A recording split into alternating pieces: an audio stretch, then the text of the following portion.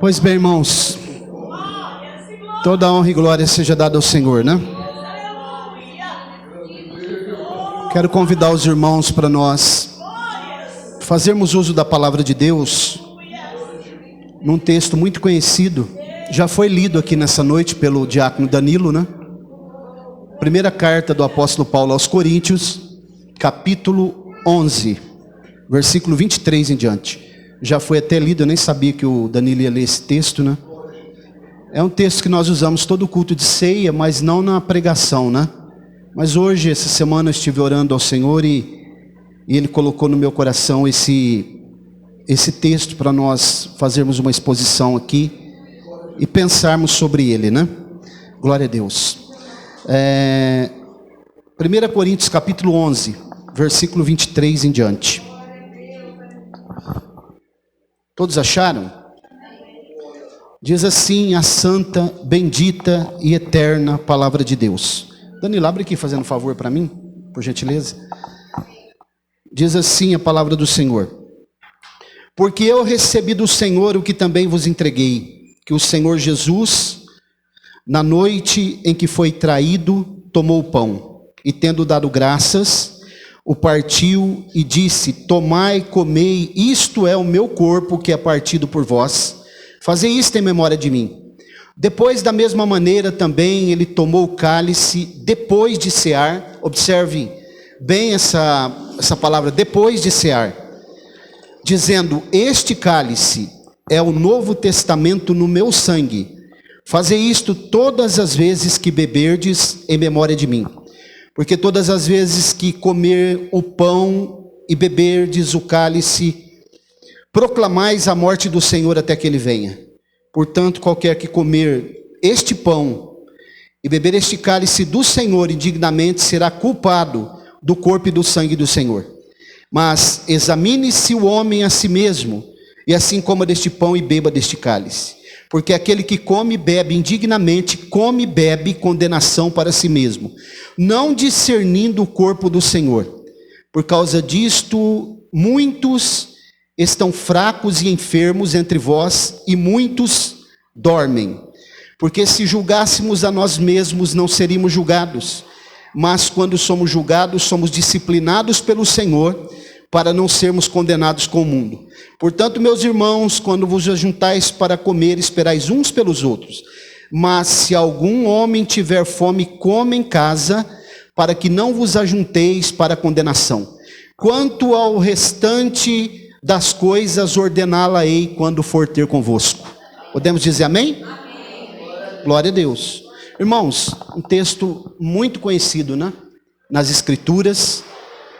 Todos os cultos da ceia nós fazemos menção, lemos esse texto que o apóstolo Paulo escreve à igreja que estava na cidade de Corinto, uma cidade da Grécia, capital da província romana da Acaia.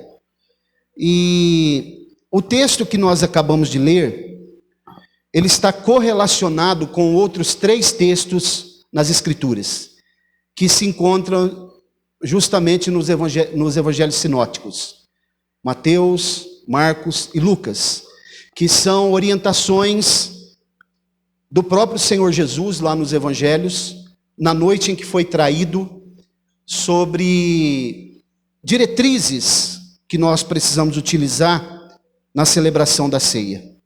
E o que Paulo está fazendo aqui, ele está relembrando justamente aquilo que Jesus ensinou, haja vista que a igreja primitiva, ela realizava uma reunião no dia da ceia, remontando justamente a noite que Jesus foi traído, por ocasião da Páscoa. Jesus, naquele momento, junto com a Páscoa, ele institui a ceia com seus discípulos. E acontecia, nesse dia especificamente, e isso aconteceu por muito tempo na igreja.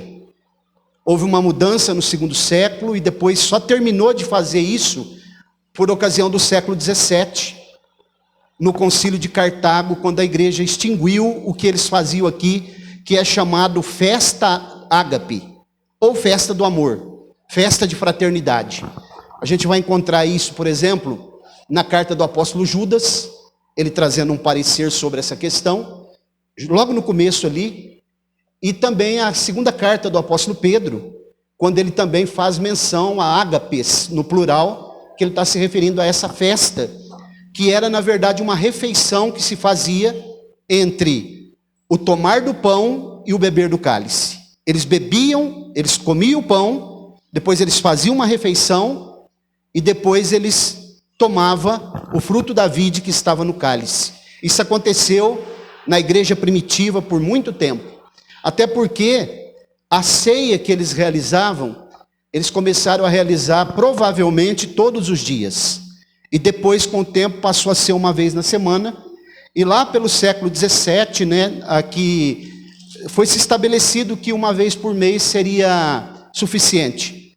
Existe até denominações que faz uma vez por ano, Mas eu acredito que aí já é um pouco muito longo, Porque o momento da ceia, como hoje, é um momento de reflexão, momento de nós estarmos em comunhão.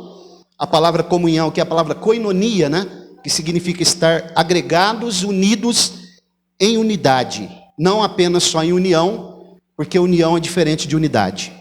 Partindo então desse pressuposto, que eles realizavam essa festa aqui chamada ágape, o que acontecia é que eles faziam uma refeição, cada um deles levava sua própria comida, os pobres esperavam esse dia, porque eles não tinham o que comer, então eles iam justamente nesse dia para comer alguma coisa.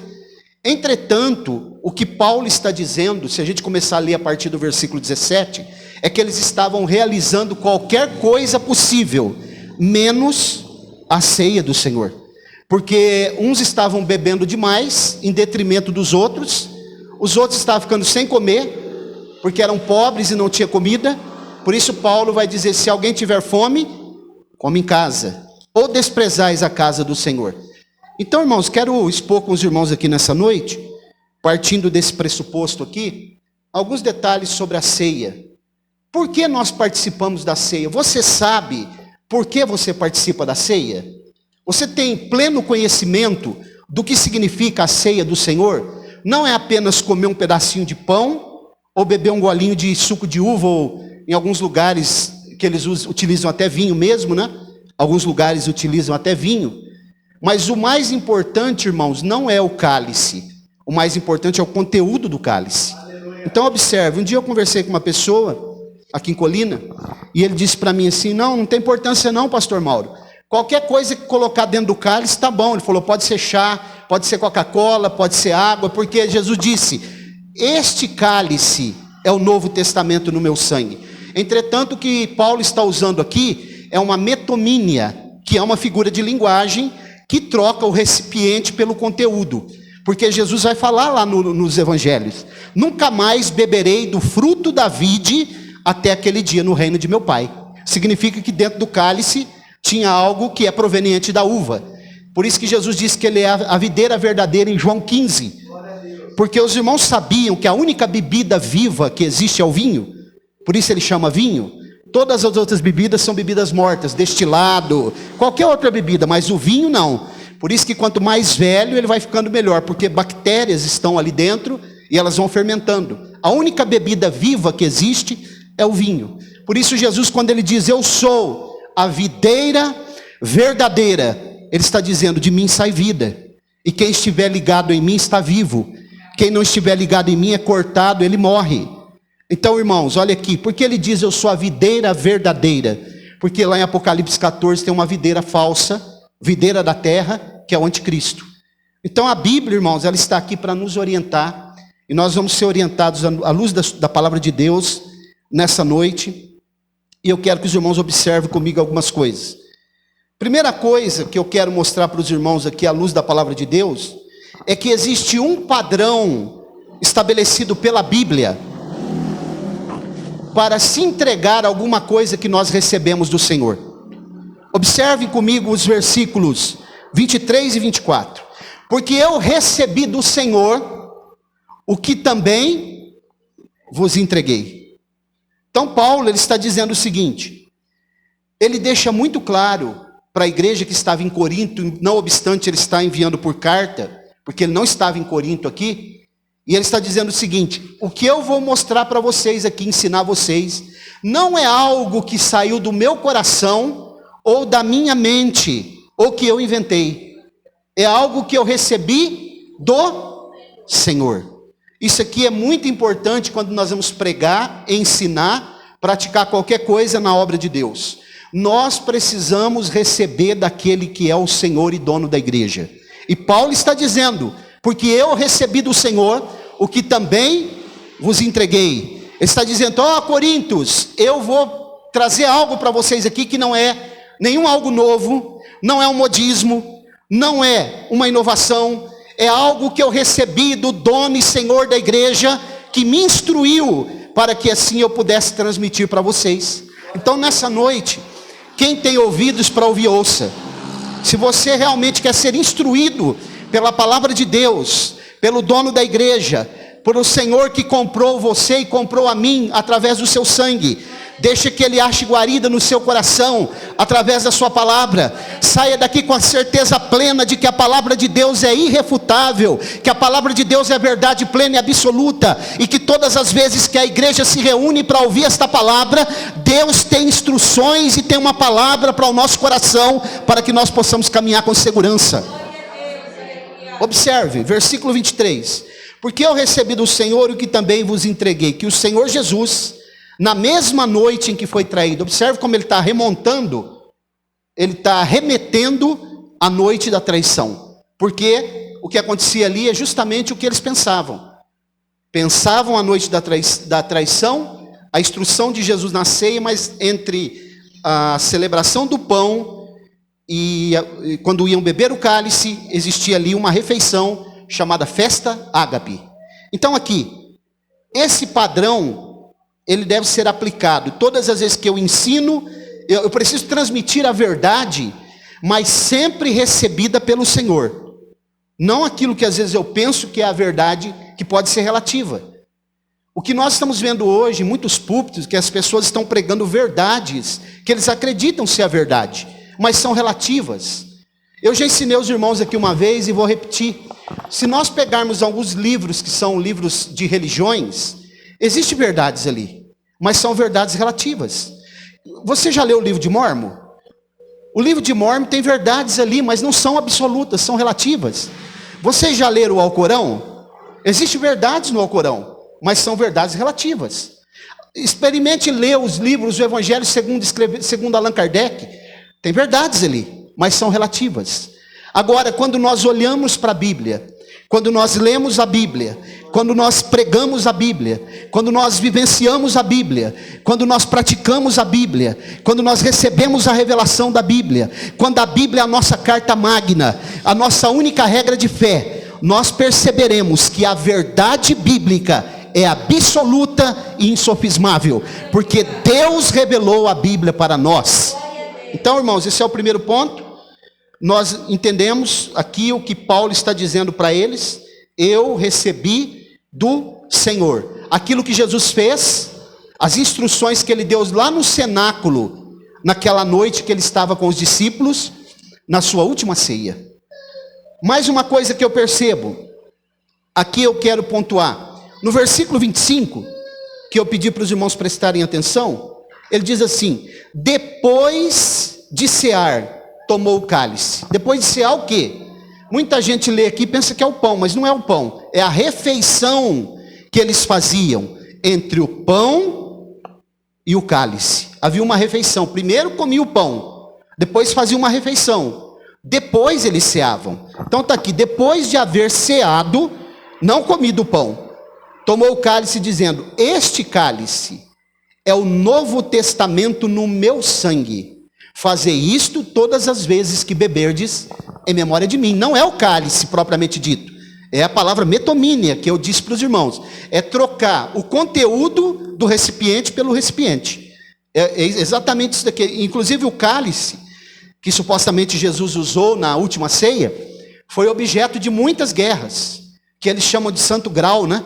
As cruzadas da Idade Média, era justamente eles procurando proteger o Santo Grau, que eles acreditavam que era o cálice que Jesus utilizou na última ceia.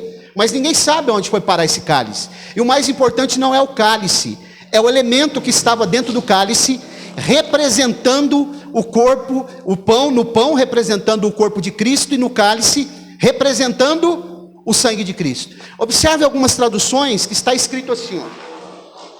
Aqui é um pouco complicado mesmo, irmãos. Quando ele pega o pão, isso aqui é muito importante a gente saber. Ele diz assim: isto é o meu corpo que é partido por vós. Observe que ele não fala este é o meu corpo. Se ele fala este, era só aquele que estava com ele. Quando ele fala isto, ele está dizendo que todas as vezes que eu e você nos reunirmos, aquele pão depois de orado representa o corpo dele. Depois ele diz este cálice, mas ele diz fazer isto em memória de mim. Então, irmãos, o pão, ele não contém também, ele não vai mudar os seus elementos como a transubstanciação que é pregada, que no momento que é orado, aquele pão se transforma literalmente no corpo de Cristo. Nós não acreditamos na transubstanciação. Também não acreditamos na consubstanciação, que seria no momento da oração, o sangue e o corpo de Jesus viesse sobre os elementos. Nós acreditamos que de modo simbólico, representa o corpo e o sangue do Senhor que foi derramado por nós. Mas uma coisa, irmãos, que nós precisamos compreender plenamente, está no nosso coração, é que Jesus se faz presente no momento do ato da ceia. Isso daqui, toda a construção que Paulo está fazendo nessa instrução, ele está mostrando exatamente, Jesus é o centro da ceia, Jesus se faz presente, Jesus está aqui, Jesus se manifesta, Jesus precisa ser adorado, o nome dele precisa ser lembrado, ele precisa ser louvado, porque ele é o centro, o culto é para ele, a glória é para ele, a exaltação é para ele, louvor é para ele, tributo é para ele, porque ele é o Senhor da igreja e o sangue dele quem foi derramado. Então, o ponto principal, Jesus está aqui nessa noite. Você está sentindo ele aí? Você já sentiu ele? Já falou com ele? Ele está aqui nesta noite, digno de ser adorado. E nós estamos relembrando a sua morte, a sua ressurreição, a sua ascensão.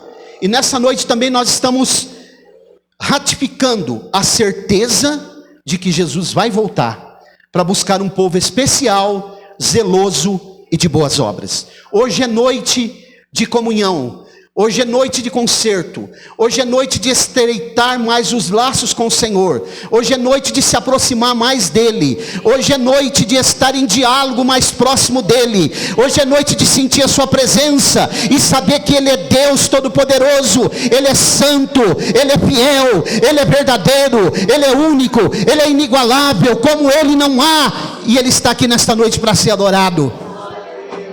Glória a Deus. Observe.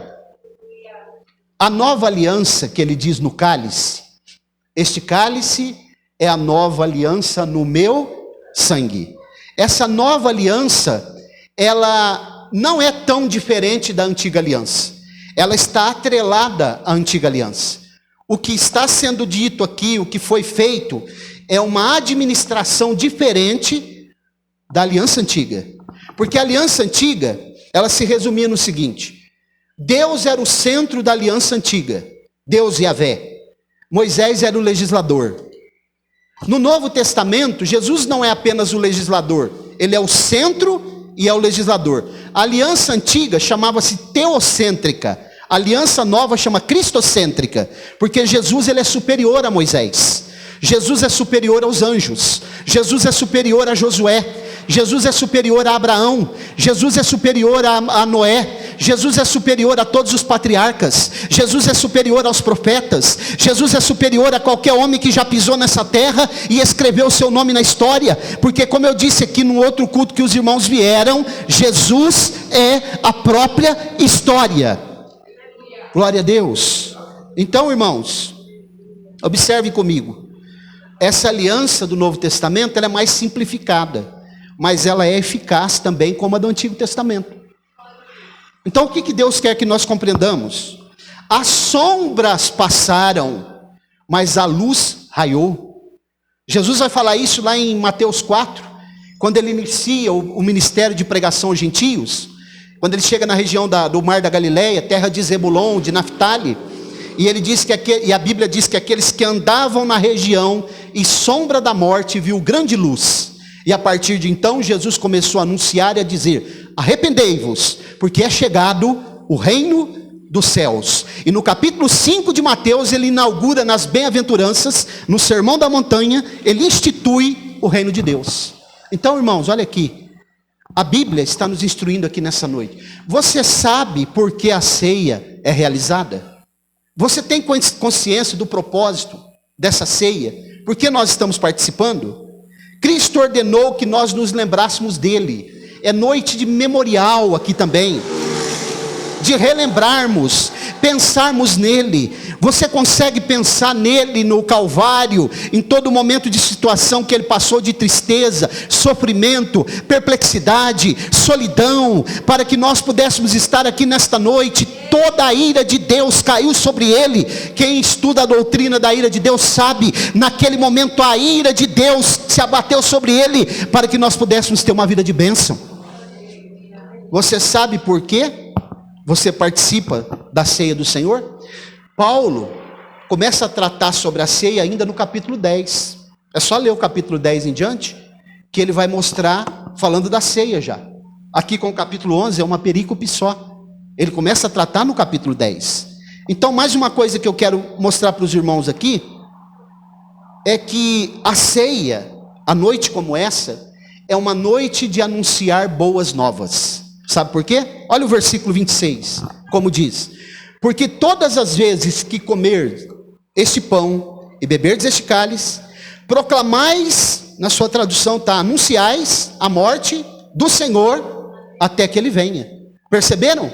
Noite de anunciar boas novas, boa notícia, evangelho, notícia alvissareira, boas novas. Se chegar uma pessoa aqui nessa noite, e ele se sentar aqui, e ele ouvir essa pregação, e o Espírito Santo tocar no seu coração, e ele tomar uma decisão, ele pode ser salvo aqui nessa noite.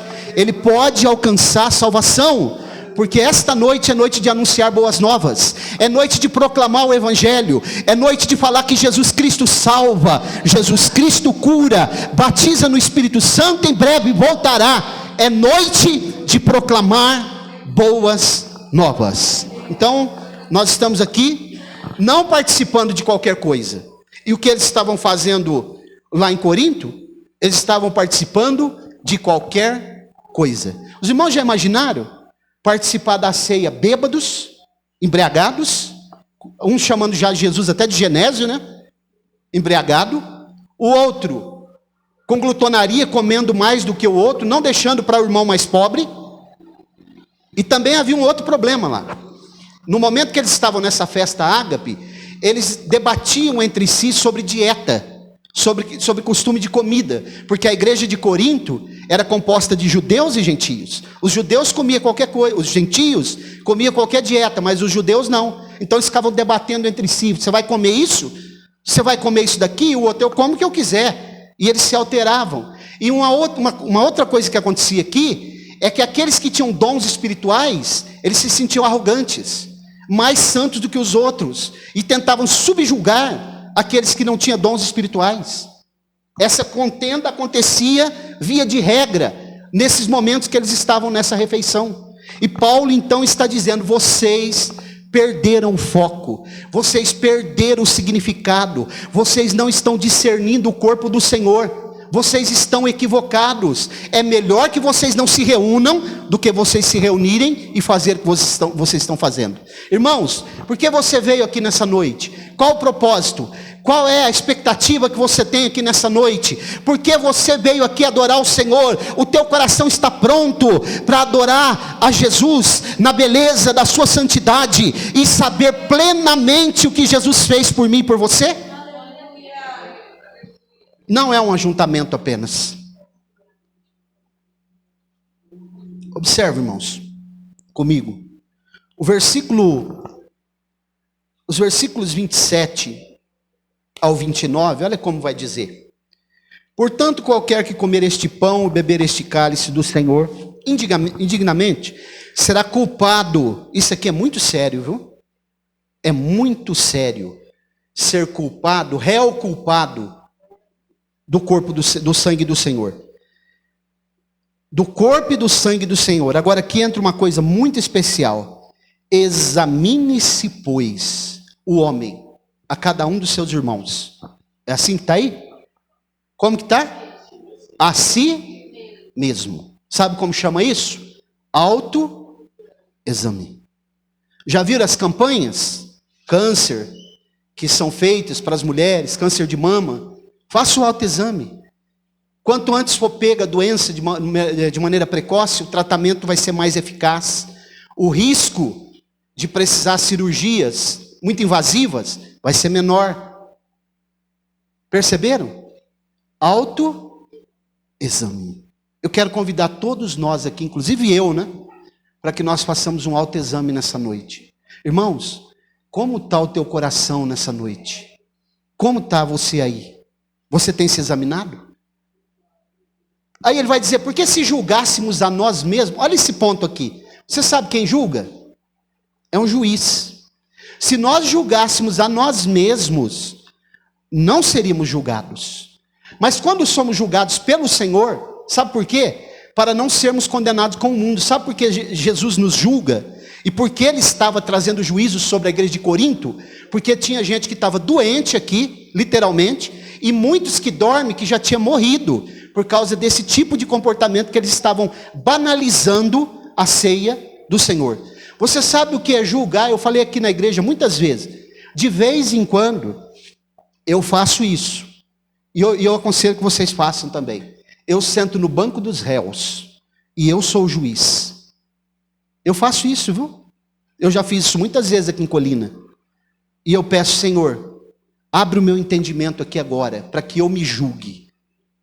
Porque se nós julgássemos a nós mesmos, se as pessoas que são acometidas de câncer e já estão em estado terminal, em metástase, que não tem mais como fazer tratamento, se acontecesse isso e ela fizesse o exame, o autoexame antes, ela não precisaria passar por todo o sofrimento final, porque teria uma grande probabilidade de cura.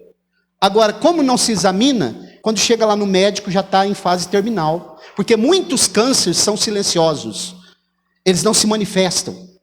Quando eles se manifestam, já está todo enraizado.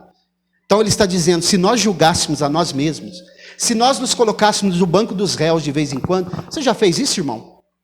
Se colocar no banco dos réus, para ver se tudo que eu falo, você fala, está certo. Aquilo que nós fazemos e praticamos, as nossas atitudes, será que nós estamos fazendo tudo certo? O que vocês acham? Observe que eu estou me incluindo, nós. Será que nós temos feito tudo certo? De vez em quando eu sento lá e eu falo, Senhor, agora eu quero que o Senhor me dê um entendimento para eu poder ser um pastor melhor, um pai melhor, um marido melhor, um cidadão um pouco melhor. Porque nós temos muitos problemas, irmãos. Nós não somos diferentes desse povo que estava na cidade de Corinto. Aliás, eu acho que nós estamos até aquém deles, viu? Porque segundo que nós estudamos, ele tinha muitos dons espirituais, Muitos dons. Se bem que o dom espiritual, ele não molda o caráter. O que molda o caráter da pessoa é o fruto do Espírito. Mas observe, eu estou indo para o fim já. O que a Bíblia está nos mostrando aqui nessa noite, é que, dentro do contexto aqui, essa igreja estava sendo punida por Deus. Pessoas estavam morrendo. Havia doenças que estavam se manifestando no contexto da igreja de Corinto. E Paulo está dizendo para eles, vocês não estão realizando a ceia do Senhor. Os irmãos já pararam para imaginar que tipo de reunião existia ali? De baderna generalizada? E por incrível que pareça, irmãos, eles não seguiram o conselho de Paulo. Paulo estava pedindo para eles que seguissem esse conselho, mas eles não seguiram. Porque quando a gente vai estudar a história da igreja, no 2º século, a igreja separou essa refeição que eles faziam da ceia. E no século 17 foi proibido. Tamanha a banalização que chegou. Para os irmãos perceberem como que eles não seguiram o ensinamento do apóstolo Paulo. Irmãos, quantas vezes nós pregamos, ensinamos, mostramos o que nós recebemos do Senhor. Porque quem sobe no púlpito e fala de si mesmo, ele deveria fechar sua Bíblia e ficar quieto. Porque a igreja tem um dono. E o nome dele é Jesus Cristo. E ele revela a sua palavra para nós. Então todas as vezes que nós nos reunimos, A palavra precisa ser revelada. Você está sentindo que essa palavra está sendo revelada ao teu coração nessa noite? Você está abrindo o teu coração para que essa palavra ache guarida aí? Essa palavra pode trazer transformação na sua vida? Essa palavra tem poder de lâmpada e luz para os teus pés e para o teu caminho? Quando você estiver andando, essa palavra vai iluminar o teu caminho para você andar com segurança e saber que Deus nos admoesta, Deus mostra a sua revelação para nós, para que nós possamos entender o quanto Ele nos ama, o quanto Ele tem zelo pela sua igreja, o quanto Ele cuida nos mínimos detalhes da sua igreja, e o quanto Ele deu a sua vida pela sua igreja, para nós estarmos reunidos nessa noite, adorando e bendizendo a Ele. Estou terminando. Glória a Deus. É muito sério, porque Paulo diz assim: quantas demais coisas ordená-las-ei quando for ter convosco. Ele não estava lá, mas a igreja de Corinto foi uma das igrejas que trouxe mais problemas para o apóstolo Paulo precisar resolver. E ele escrevia as cartas, porque não era como hoje. Hoje você dá um clique aqui, WhatsApp, internet, telefone, videochamada. Não, aqui era carta. Mensageiros iam levar essas cartas. Dificuldade de navegação. Mas, inclusive, é bem provável que há uma terceira carta aos Coríntios, que ela se perdeu. É feito menção aqui na Bíblia. Me parece que há uma terceira carta que se perdeu, mas não era para chegar em nossas mãos. Porque o que Deus faz não se perde. O que Deus estabelece não se perde. O que Deus projeta não pode ser frustrado pelos homens. Deus não patrocina fracasso. Terminando aqui, eu quero concluir dizendo, irmãos, que esta noite, quando você colocar a mão nesse pão e nesse cálice, reflita. Eu vou refletir também, para ver como está a nossa vida. Não é de qualquer maneira. E só para fechar, quando ele diz assim: vocês não estão discernindo o corpo do Senhor. Sabe por que eles não estavam discernindo, pastor Vanderlei? Porque eles pensavam que o corpo de Jesus era aquele pão que ele pegou. Mas o corpo era a igreja. Porque aqui fala de corpo duas vezes. Ele diz: este é o meu corpo, o pão. Mas aquele pão representa o corpo dele. Agora, o corpo dele, não discernindo o corpo, porque eles estavam banalizando o verdadeiro corpo, que é a igreja. Eles estavam comendo demais, bebendo demais, e deixando os irmãos que eram do corpo também sem comer. Banalizando, supervalorizando os elementos da ceia e banalizando o corpo, que é a igreja. Então nós somos o corpo de Cristo. Nós somos o corpo de Cristo. Você se sente assim? Antigamente, eu me lembro que os irmãos chegavam numa congregação assim pequena, e eles diziam assim: ó, irmãos, eu estou feliz aqui, porque eu estou conhecendo mais uma parte do corpo de Cristo. Isso não existe. A igreja é o corpo de Cristo em qualquer lugar. Ela não pode ser fragmentada. A igreja de Cristo não se fragmenta. Aonde estiver o povo de Deus agora, se eles estiverem 2, 3, 4, 5, 10, 500, 1000, é o corpo de Cristo que está lá. Porque o corpo de Cristo não pode ser fragmentado. Agora aqui eu concluo dizendo que nós precisamos cada vez mais pensar, deixar Deus moldar nossas vidas naquilo que nós precisamos, e saber, irmãos, que nós somos servos do Deus vivo. E que o mundo aí fora tem uma maneira de agir, mas o modus operandi da igreja é diferente. E que essa mudança que nós precisamos, às vezes você fala assim: quem quer mudar? Não, quem quer mudança? Agora, quem quer mudar? Ninguém, né? Que essa mudança comece hoje, agora, nessa noite. E que o nome dele seja glorificado. Porque a honra é nossa, mas a glória é sempre dele. Você pode dizer amém? Quem tem ouvidos para ouvir, ouça. Se coloque de pé, por gentileza. Guarda essa palavra no teu coração. Vamos orar mais uma vez. Vamos passar para o ato da ceia.